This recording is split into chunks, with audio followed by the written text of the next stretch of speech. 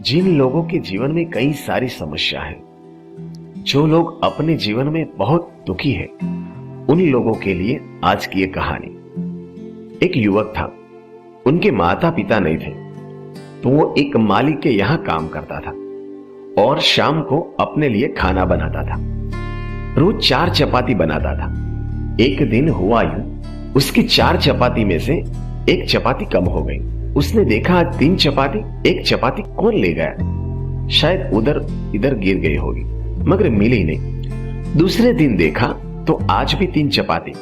तो उसने सोचा, भाई मुश्किल से 4 चपाती मिलते, उसमें से 3 हो जाती है, मैं क्या करूं? उसने तीसरे दिन नजर रखी तो एक चूहा था, वो चपाती लेकर जा रहा था। तो उस चूहे को उसने पकड़ लिया।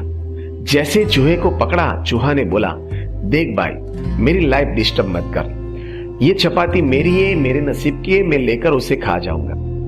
तो युवक ने बोला, देख भाई, वैसे भी मुझे बहुत सारी समस्या है और उसमें ये 4 चपाती खाने को मिल रही है और वो भी तू एक ले जा रहा है। तो चूहा ने बोला, ये तेरा नसीब है, ये तेरी समस्या है, ये मेरा प्रॉब्लम नहीं है। अगर तू तेरा प्रॉब्लम सॉल्व करना चाहता है तो तुझे एक रास्ता बताता हूं। क्या? तू यहां से हिमालय की ओर चला जा। वहां केदारनाथ से आगे एक गांव है और गांव के पीछे एक पुराना शिव मंदिर है। उसके प्रांगण में 5 पेड़ है पीपल के। वहां एक महात्मा रहते हैं, वो तेरी सारी समस्याओं का समाधान कर देंगे। ऐसा है? तो युवक ने सोचा, जाऊं ना जाऊं। बाद में सोचा, अगर चूहा कहता है तो जाने में क्या हर्ज है, चल चला जाता हूं। तो युवक ने अपनी यात्रा प्रारंभ की। पहले दिन अंधेरा हो गया, सोचने लगा कि कहां ठहरूं। तो सामने देखा एक हवेली थी। उसके द्वार पर गया और द्वार खटखटाया तो अंदर से एक बूढ़ा आदमी बाहर आया और बूढ़े आदमी ने बाहर आकर कहा, आओ भाई, अंदर आ जाओ। तो उसने सोचा कि मैंने द्वार खटखटाया और सीधा अंदर आने को बोला। तो बूढ़े आदमी ने कहा कि देख भाई, ये पंथागार है, तुम जैसे पथिकों के लिए ये बनाया गया है। और कहा कि आओ सब साथ में खाते हैं। 3 थाली लगी, वो बूढ़े आदमी की, उस युवक की और एक जवान लड़की थी उसकी। वो तीनों ने साथ में खाया, मगर वो लड़की कुछ बोली नहीं। पूरी रात वो उधर रुका, फिर भी लड़की कुछ बोली नहीं। तो लड़के को रहा नहीं गया। तो जाते वक्त उस बूढ़े आदमी से लड़के ने पूछा, ये लड़की बोल क्यों नहीं रही? तो बूढ़े आदमी ने कहा, देख भाई, मैं 20 साल से इसको बड़ा कर रहा हूं, मगर ये लड़की बोल नहीं रही, यही तो मेरी समस्या है। तू कहां जा रहा है? तो लड़के ने कहा कि मैं अपनी समस्या का समाधान ढूंढने जा रहा हूं, तो मैं आपकी समस्या भी पूछ लूंगा, कोई बात नहीं। और वो लड़का यहां से आगे चला गया।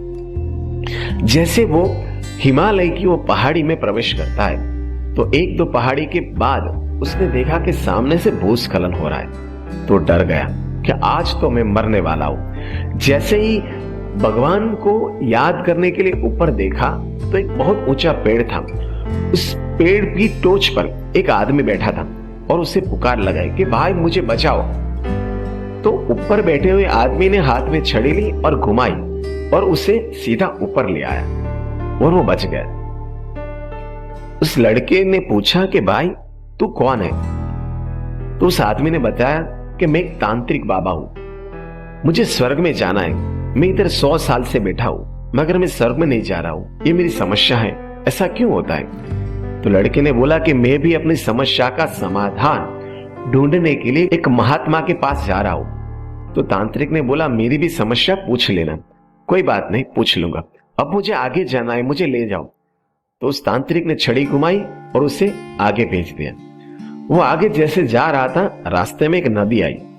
उस नदी को पार करने के जैसे वो सोचता था, धीरे धीरे पानी का स्तर बढ़ने लगा और जैसे लगा कि कोई बाढ़ आ रही है। उसने सोचा, मैं कहां जाऊं? तो एक गुफा में से आवाज आई कि इधर आ जाओ भाई, इधर पानी नहीं आएगा। वो लड़का जैसे गुफा में चला गया, देखा तो उधर एक कछुआ था। तो वो बाढ़ आने तक वो कछुए के साथ रहा और सुबह जब जाने की तैयारी कर रहा था तो कछुआ ने पूछा कि तू कहां जा रहा है? तो उसने बताया कि भाई, मैं अपनी समस्या का समाधान ढूंढने एक महात्मा के पास जा रहा हूं। तो कछुआ ने कहा कि भाई, मेरी भी एक समस्या है। क्या? मैं इधर जंगली इलाका में अकेला रहता हूँ तो मुझे डर लगता है। मैं इधर 300 साल से हूँ। मेरी इच्छा है कि मैं एक अजगर बन जाऊं। मैं कब अजगर बनूंगा तो महात्मा से पूछ लेना। ठीक है, कोई बात नहीं। वो लड़का केदारनाथ से आगे उत्तरी भाग में गया। उधर वो गांव था।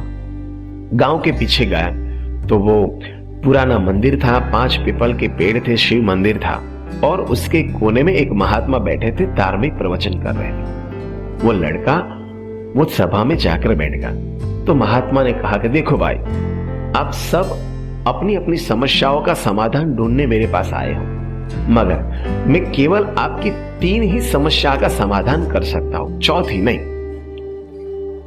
वो लड़के ने सोचा कि भाई पहले वो कछुआ, बाद में वो तांत्रिक बाबा और वो बूढ़ा आदमी, इन 3 लोगों की समस्या तो है और मेरी चौथी, क्या करूं? कौन सी समस्या को मैं छोड़ दूं? तो उसने सोचा कि मेरी समस्या तो सिर्फ एक चपाती तक है। इन लोगों की बहुत बड़ी समस्या है, मैं उनका हल कर देता हूं। तो महात्मा के पास गया और कहा कि मेरे पास 3 समस्या है, बोलो। पहली समस्या उस कछुए की जो जंगल में रहता है, उसको अजगर बनना है। तो महात्मा ने कहा, देख बेटा, वो कछुआ है, बहुत लोभी है, वो धन का लालची है, वो अपने पास बहुत सारा धन इकट्ठा करके बैठा है। तुम जाकर उसे कह देना कि तुम अपनी ढाल का त्याग कर दो, वो अपने आप अजगर बन जाएगा। ठीक है। और वो तांत्रिक बाबा, उसके पास छड़ी है और उसे स्वर्ग में जाना है। तो महात्मा ने कहा, देख बेटा, वो तांत्रिक बाबा वो मोह माया में फंसा हुआ है, वो अपनी शक्ति से सब कुछ पा सकता है मगर स्वर्ग में नहीं जा सकता। तो उसे जाकर उसे कह देना, ये मोह माया वाली छड़ी है, उसका त्याग कर दे, वो सीधा स्वर्ग में चला जाएगा। ठीक है। और वो बूढ़ा आदमी जिसकी जवान लड़की है, बोल नहीं पा रही है, उसका क्या करें? तो महात्मा ने बोला, देख बेटा, हर एक आदमी को अपनी तरह जीने का अधिकार होता है। हर एक आदमी में एक अरमान होते हैं, वो अपने हिसाब से जीना चाहते हैं, मगर वो बूढ़ा आदमी यही सोचता है जैसे मैं जीऊं वैसे ही बच्ची जिए। वो ये सोचता है मेरी बच्ची बड़ी नहीं हुई है, इसीलिए वो अपनी तरह से उस बच्ची को बड़ा कर रहा है। अगर वो आदमी उस लड़की की शादी करवा दे तो वो लड़की बोल सकती है, ऐसा है, ठीक है। महात्मा के आशीर्वाद पाकर वो लड़का वापस आया। सबसे पहला मिला कछुआ को। कछुआ को कहा, देख भाई, अगर तेरी ढाल का तू त्याग करता है तो तू अजगर बन सकता है। ऐसा है, कोई बात नहीं, अभी मैं इस ढाल का त्याग करता हूं। जैसे ही उसने ढाल निकाली तो उसमें से कई सारे मोती और कई बेनमून कीमती रत्न उससे निकल आए। जैसे ही अजगर बना, कछुआ ने कहा, देख भाई, अब मैं सुरक्षित हूं, मुझे इन चीजों की कोई जरूरत नहीं, तू ये सारी संपत्ति अपने साथ ले जा। और उसने गठरी बनाई, पोटला बनाया और उठाया और अपने साथ लेकर युवक आगे चला। वो तांत्रिक बाबा के पास आया।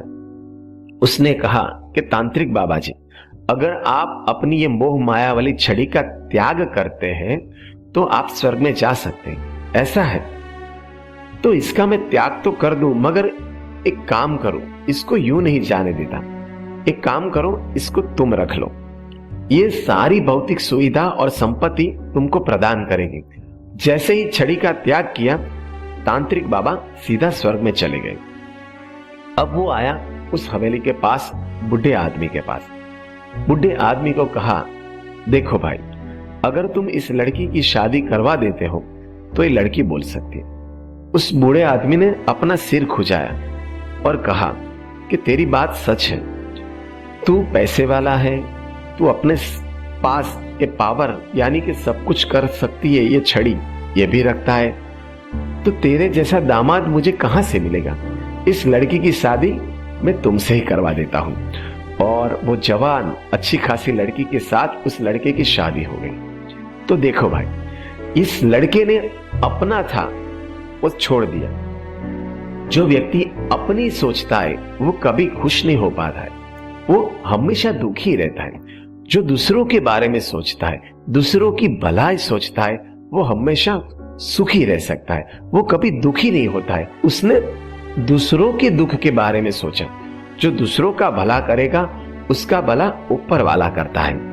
इसीलिए भगवान स्वामीनारायण के चौथे अनुगामी संतवर्य ब्रह्मस्वरूप योगी जी महाराज कहते थे कि भगवान सौनु भलो करो।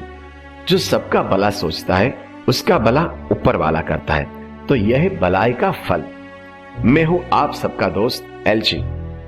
फिर मिलेंगे अच्छे विचार, अच्छी सोच, अच्छी कविताओं के साथ। तब तक सबको मेरा प्यार भरा जय स्वामीनारायण।